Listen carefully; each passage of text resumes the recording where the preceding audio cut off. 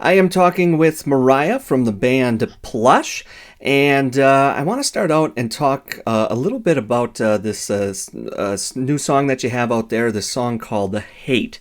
Can you talk a little bit about your inspirations for that particular song? Yeah, so Hate is a song about, you know, it's the classic heartbreak. I mean, um, yeah, it was a relationship and I ended up getting my heart broken. Um, but there was a sense of like betrayal to it Mm-hmm. too. Mm-hmm. Um, and so obviously, there's all these things that you hate and when we're in pain, obviously, a lot of the time it turns to anger, especially, with relationships and stuff. But um, it's basically I was just all these things that I hated about the situation, about that person, you know. But the thing that I hated the most was that I still loved that person. So that's the inspiration in the story behind the song "Hate." Now, I wanted to talk a little bit about the band itself as well. You are an all-female band. Can you talk about what some of your inspirations are music-wise?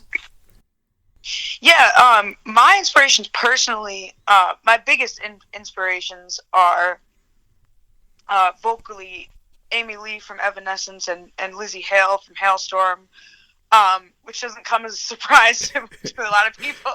Um, but I also love bands like Korn. They're a big influence on me. And as far as picking up a guitar, Aerosmith at like 5 or 6 was my main inspiration for picking up guitar and eventually, music.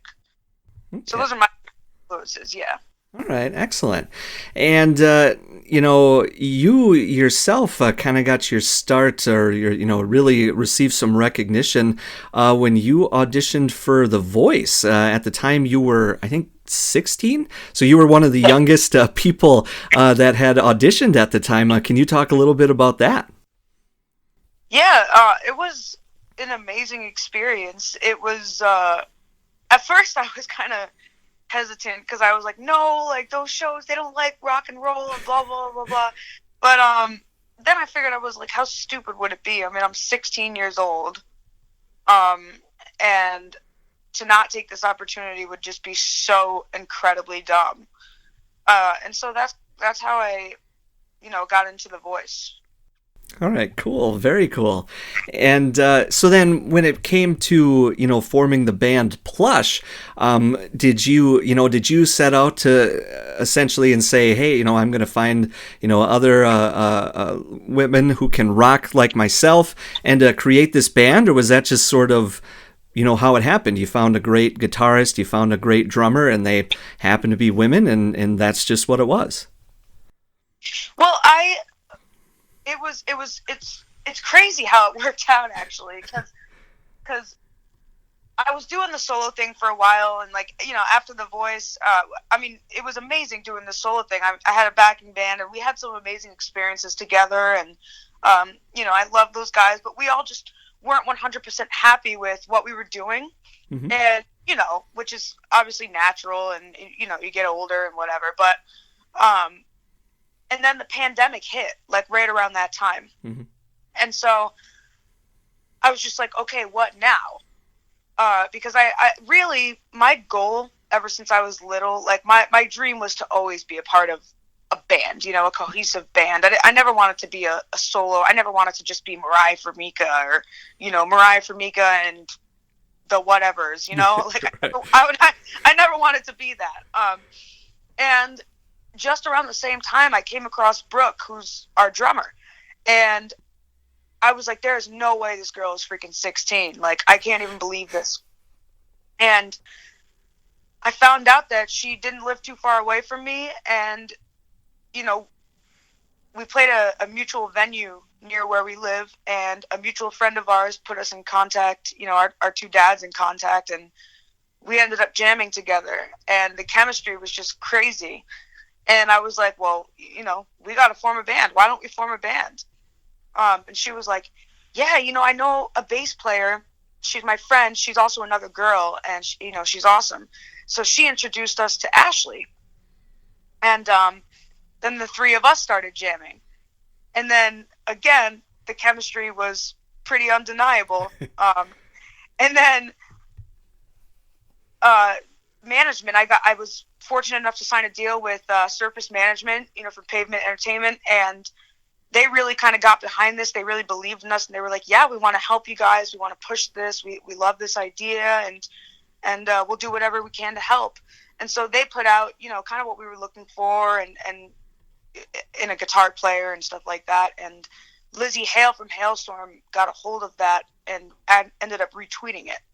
And our lead guitar player, Bella, that's how she kind of came into the picture, because she saw the retweet from Lizzie Hale and ended up reaching out, and we fell in love with her, and we all just really, really gelled well together. And the rest is history, as they say. And the rest is history, yeah. Right. Well, and that's got to be exciting too, to get some recognition, by Lizzie Hale, and really help get you guys out there. Yeah. Lizzie Hale is one of my heroes, so it was amazing. I mean, she's been so incredibly helpful. When she doesn't have to, she's just so kind, and super, super grateful for her support. All right, excellent. And you've I've also seen some videos out there too of some pretty awesome covers that you guys have done, including a couple from Heart, Crazy on You, and Barracuda, and even there was a video of Brooke doing a cover of 46 and 2 by Tool. When you do those kind of things, do you find that intimidating, trying to tackle some of those really well-known songs, or do you just kind of go at it and say, hey, let's see what we can do with this? Yeah, when I was younger, when I was in The Voice and a little bit before that, I would definitely get intimidated, just because I wasn't fully confident in who I was, and as an artist, and constantly worrying about what people were thinking, and oh, what if I do this song, and blah blah blah blah blah, and it doesn't sound perfect, and just little things that don't really matter in the grand scheme of things. Mm-hmm. But now, when we put out this Barracuda cover and Crazy on You and all those songs, I really just figured, hey, I love this song, and I love this band. They're legendary, they're incredible, and I want to cover this song, and we're gonna do the best that we can, and we're gonna just be ourselves while we do it, and hopefully people enjoy. Right. Yeah, that's awesome. That's very cool. And you touched on the COVID pandemic a little bit here. I've been talking with bands throughout the summer last year in 2020, and I've talked with a handful of bands here this year. And they all have interesting thoughts about the COVID-19 pandemic, because it was definitely detrimental in regards for artists to get out there and tour and really get their name out there. But it also gave them opportunities to work on new music and perfect albums and things like that.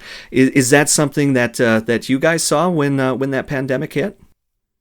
Oh, 100%. I definitely, I always say, I feel like obviously there's some big missed opportunities as far as, the live music scene and playing gigs and stuff. But as far as, the pandemic goes, I really feel like it's a blessing in disguise at the same time, because I honestly can't say that this band would have come together and been able to put out our single and stuff like that if it weren't for this pandemic. The pandemic kind of helped me slow down and realize I wasn't exactly happy with what I was doing with my life. Not with what I was doing with my life, but doing the solo project stuff. I just wasn't happy doing it. Mm-hmm. And the pandemic kind of gave me a chance to slow down and realize, regroup. Okay, what are we going to do now? Let's make a plan. And then, I met Brooke, and it's just crazy, because I really don't feel like any of this would have happened if the pandemic didn't happen. Right, yeah. It's that has kind of been a common answer, with a lot of the different bands. It's, Hmm. uh, like you said, a blessing in disguise, really. Finding that silver lining of, yeah, it sucked, but we were able to do this, and we were very proud of that because of it. Right. Right. All right, excellent. And now, if people want to learn more about you and the band, I assume they can find you at all the usual places: Facebook, online, Instagram, all that good stuff. Yeah, yeah, we're on Facebook, Instagram, uh, Twitter. We have a website. It's all the handles are Plush Rocks, um, and our website I believe is plushrocks.net. Okay. All right, excellent. And is there anything else then? Is there anything else you'd like our listeners to know about before I let you go here this morning? And of course, we'll keep spinning your track "Hate." It's a very awesome song, by the way. I really, really like that song. But is there Thank anything else you'd like our listeners to know about? thank you so much for having me, and I hope everybody is doing well and staying safe and healthy.